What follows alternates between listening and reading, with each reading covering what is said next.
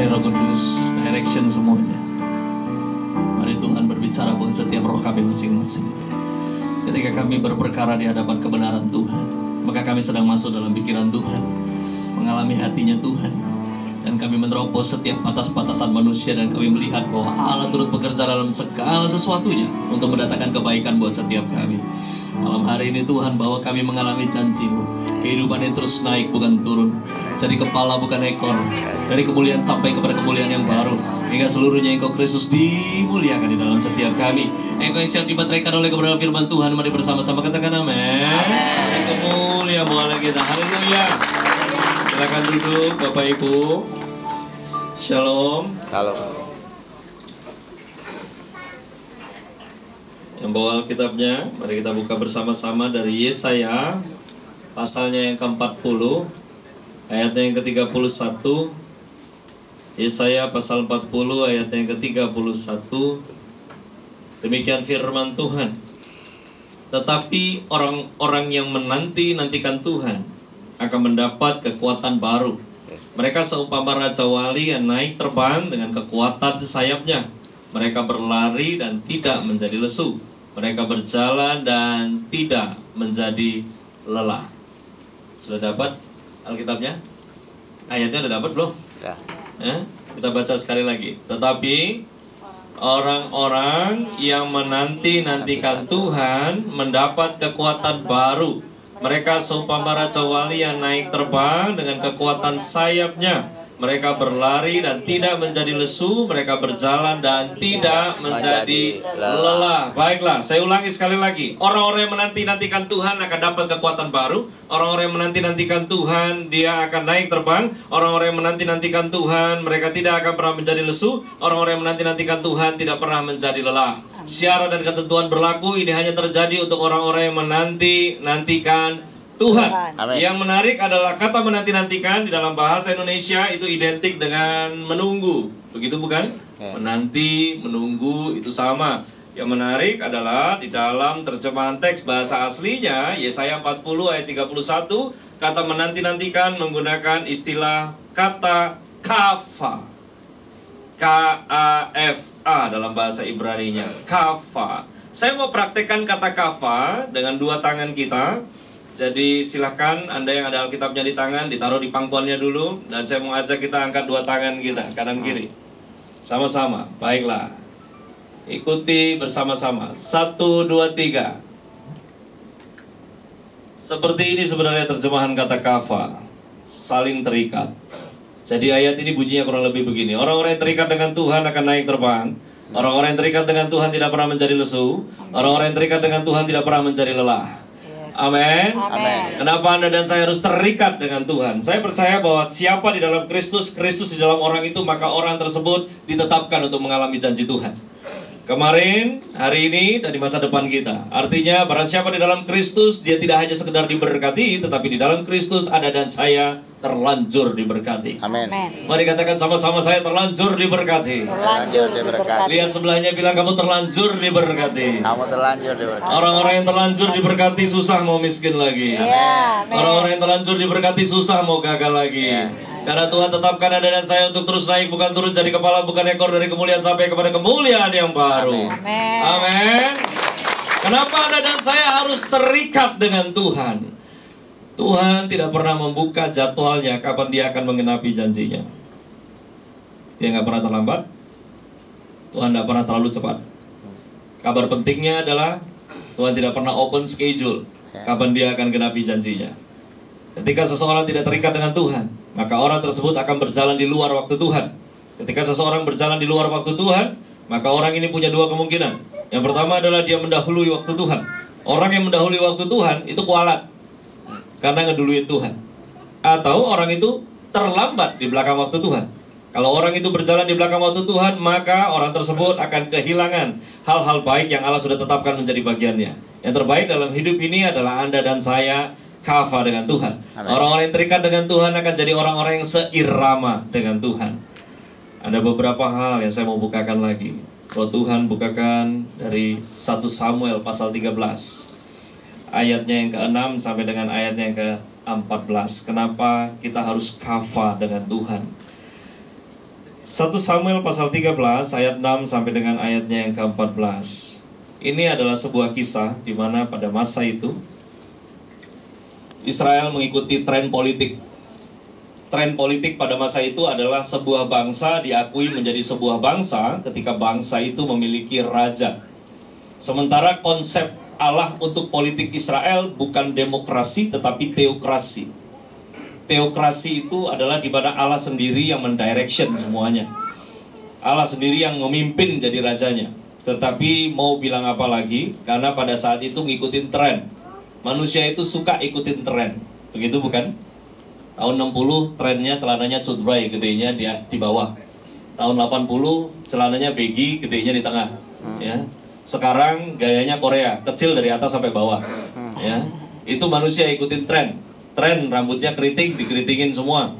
Ada keriting papan, ada keriting bokeh, ya. Ada lagi trennya rambutnya lurus, sekarang semuanya dilurusin, ya. Manusia follow tren. Nah, pada masa itu mereka juga mau follow tren politik bahwa harus punya raja seperti bangsa lain. Alhasil dipilihlah seorang pria namanya Saul dijadikan raja. Masalahnya adalah Saul nggak pernah dipilih Tuhan untuk jadi raja. Tapi hati Tuhan kembali mengarah kepada Israel.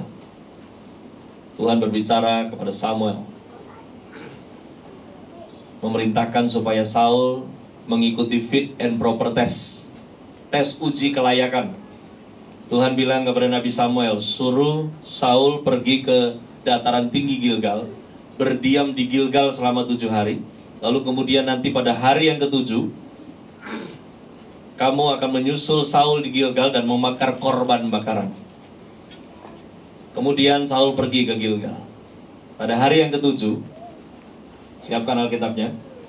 Pada hari yang ke-7, Saul berdiri di dataran Gilgal, lalu kemudian memandang dataran di seberangnya, yaitu dataran Mikmas.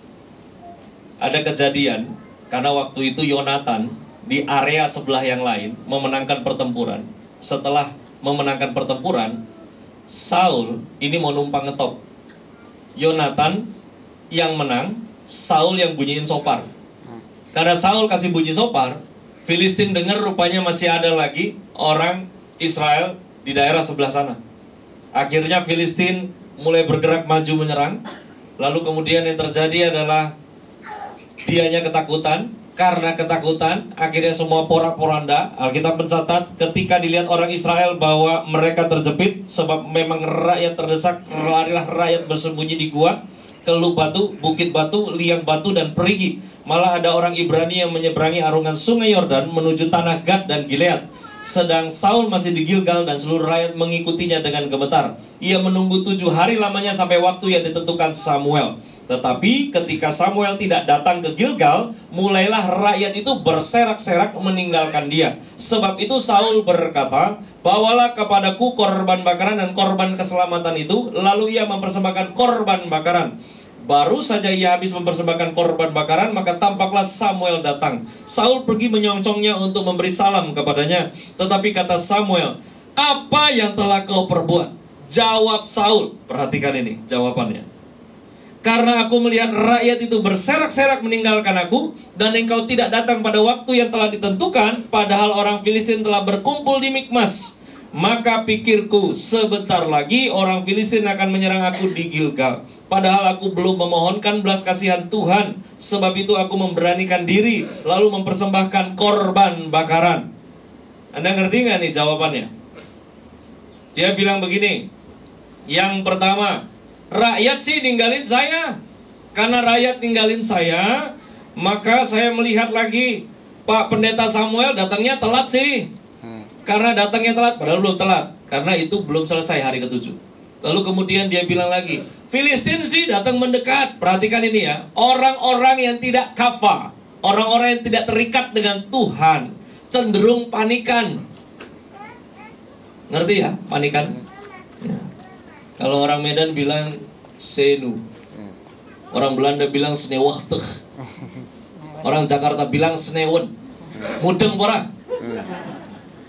Senewen itu belum kejadian tapi udah edan duluan. Nah, ini namanya senewen, ya. Lalu kemudian yang terakhir yang kurang ajar, dia bilang begini, Padahal aku belum memohonkan belas kasihan Tuhan. Sebab itu aku memberanikan diri, lalu mempersembahkan korban bakaran. Saya sederhanakan ya, kalimatnya dia bilang begini. Ini korban bakaran belum saya bakar. Entar kalau Filistin datang, korban bakarannya belum dibakar, Tuhan lupa sama saya. Makanya saya bakar. Ya. Banyak orang zaman sekarang ini bukan dipakai Tuhan, tapi pakai Tuhan. Ya. Ini kurang ajar nih. Ya. Dia bilang, makanya saya bakar. Masalahnya di sini, ini punya masalah penting tentang bakar-membakar ini. Jadi pada masa itu, setiap orang harus hidup dengan porsinya. Dan saya percaya sampai hari ini, tiap kita juga harus jalankan porsi kita masing-masing dalam hidup ini. Betul? Betul.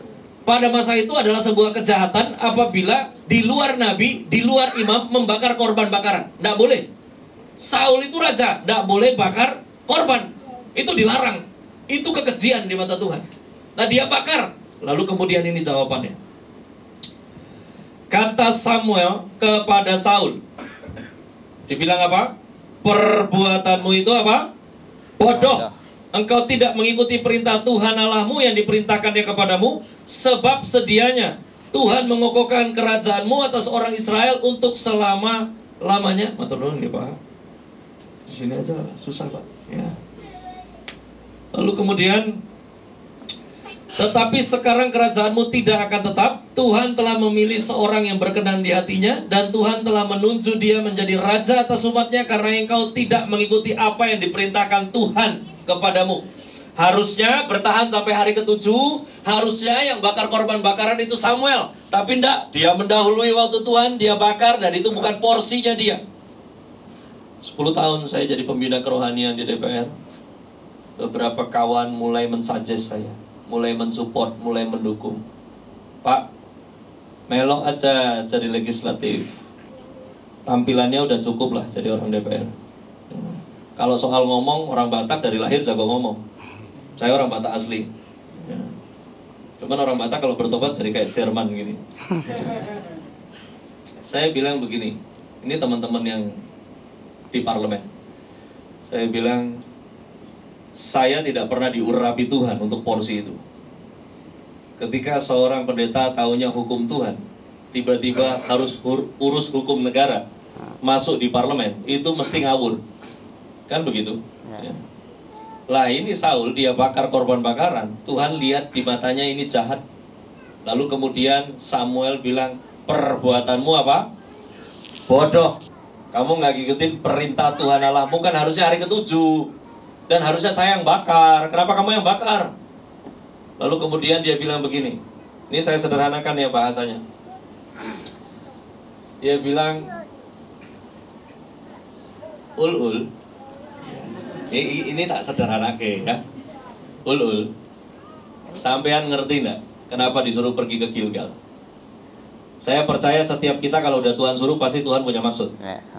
Ya Pak ya? Yeah. Ngapain dari Duren Sawit nyampe ke Pekalongan sini dari Jakarta ini kan ngasar. Ya. Kalau bukan Tuhan nggak nyampe kita, kan begitu. Ya. Di Samuel bilang, Tuhan itu suruh kamu ke Gilgal karena hatinya Tuhan. Ini saya sederhanakan bahasanya. Hatinya Tuhan itu mulai kepencut sama kamu.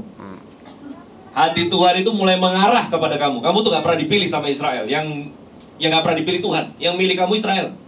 Nah ini sekarang hati Tuhan mulai mengarah kepadamu. Tuhan tuh sebetulnya mau menginaugurasi kamu, mau mentahbiskan. Tapi gara-gara kamu mendahului waktu Tuhan, maka sekarang Tuhan akan cari pengganti yang lain. Ada yang mau digantikan di sini? Ada yang mau tergantikan enggak? Enggak mau jadi yang tergantikan? Mari terikat dengan Tuhan. Orang-orang yang tidak terikat dengan Tuhan akan jadi orang yang tergantikan. Jadilah sadar malam hari ini bahwa bukan Tuhan yang perlu kita, tapi kita yang perlu Tuhan. Mari katakan sama-sama, bukan Tuhan yang perlu saya. Bukan Tuhan yang perlu saya. Tapi saya yang perlu Tuhan. Saya yang perlu Tuhan. Bilang sebelahnya, kamu yang perlu Tuhan. Kamu yang perlu Tuhan. Bilang lagi sebelahnya, nyadar dong. Nyadar dong. Amin. Amin. Supaya tidak ada lagi yang bisa nyombong ke diri, betul nggak? Ya, tidak ada yang bisa bilang, oh, nek bukan saya yang mimpin pujian, wow. Nggak goosebumps. Waduh, goosebumps sih bahasa Inggris sih keringgingan, ngerti ya? Ya, keringgingan itu, ya, nggak merinding. Orang zaman sekarang suka begitu kan, hadirat Tuhan itu ditandain dengan